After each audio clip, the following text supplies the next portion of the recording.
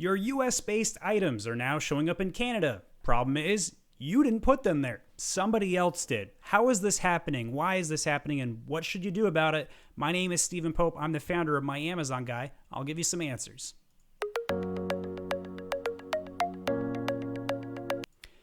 So this particular product is being sold at a significantly higher rate than its US-based counterpart. What's happening is these two sellers right here, notice their low feedback ratings.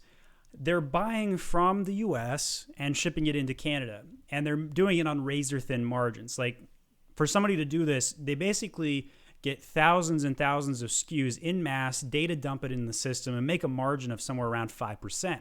It's a business model, and it works, especially because everything's automated. So the question that you have to ask yourself as a seller is, should you do anything about it? And more often than not, the answer, I think, is no. You can't prevent somebody from drop shipping your stuff to other marketplaces. This is very, very common on eBay.com as well, where somebody will buy your Amazon.com stuff, mark it up 25%, sell it on eBay. eBay takes their 15% cut, and they win, 5 or 10% of net profit. So they use data and robots and AI to connect everything together, create the shipment orders, pass out the information.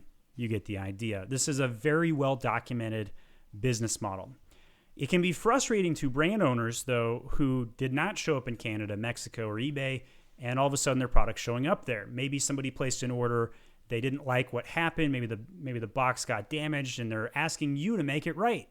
And you're like, I never sold you this. I don't sell in Canada. Well, you can have them go back to where they placed their order. That's the correct decision with customer communication, but not necessarily one the customer is going to like. It's just you don't have any other better avenues other than go ahead and sell the items yourself in those marketplaces. There are two ways you can sell in Canada. My preferred way is NARF, and that's not a Pinky in the Brain reference. That is the North American Remote Fulfillment Program. It is in beta. It's not really able to be enabled on your account right now unless you were part of the beta from earlier this year. Any day now, this is going to go mainstream. You're going to see NARF show up, and I highly recommend you jump on it. It'll allow you to sell every US-based FBA item into Canada and Mexico at no additional customs, VAT, or taxes to those consumers. Super valuable. The second way you can do it is by actually physically shipping your goods directly into FBA. I don't recommend focusing on Mexico. I would just pass on that one entirely, and I would focus on Canada. Canada will do about 7% of your US-based sales if you're present in FBA in that country. It can do about 3% of those sales using NARF. So NARF is great because it's a couple button clicks and you're done.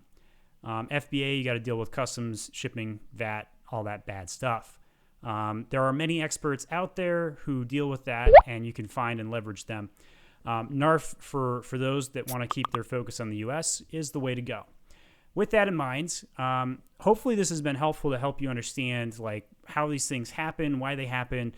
Overall, it's not worth your time and attention and focus, most likely. Keep your attention to where you are in the U.S. It doesn't make sense to report these sellers. They're not really doing anything on purpose to harm you, with one exception. If their data corrupts, right, like you start showing up in Canada yourself, that's when I would go after them, because you don't want their data to corrupt your data and to misrepresent the brand.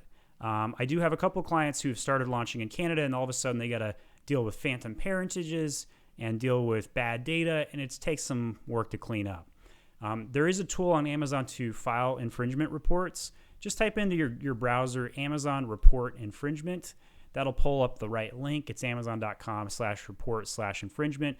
And you scroll down and fill out whether they're a trademark or a patent or copyright infringement, and you can report them. Just be very careful not to report your ASIN.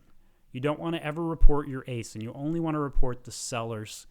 And when you do report them, it does take a few times of reporting them to actually get anything done. Once you do report them and they get down, they can get back up. So it's not foolproof. It's a little whack-a-mole. And that's why I'm saying it's generally not worth going down this path unless you're trying to sell on the platform yourself. So take that advice for what it is. My name is Stephen Pope. I'm the founder of My Amazon Guy. We can give you strategy and tactical advice or actual run your campaigns on advertising design and SEO. We grow your sales through traffic increases and conversion improvements. Check us out at myamazonguy.com.